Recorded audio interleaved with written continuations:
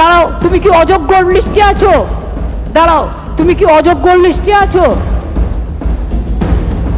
তুমি যোগ্য না অযোগ্য লিস্টে? তো যোগ্যদেরটা তো বলে দেওয়া হয়েছে, আবার কি? We have said everything.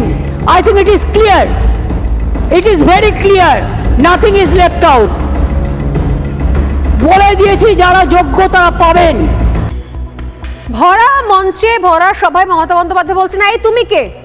কেউ একজন বেশি কথা বলছিলেন, বলছেন এই তুমি কে? তুমি যোগ্য না অযোগ্য? আগে বলো তুমি যোগ্য না অযোগ্য। যেন সেই ব্যক্তি বা সেই চাকরিহারা হাত জোড় করে বলবেন যে ম্যাডাম আমি অযোগ্য, আমি আপনার অমুক মন্ত্রীকে ঘুষ দিয়ে চাকরি পেয়েছিলাম, আমি অযোগ্য। এটা কি প্রত্যাশা করছিলেন নাকি মমতা বন্দ্যোপাধ্যায়?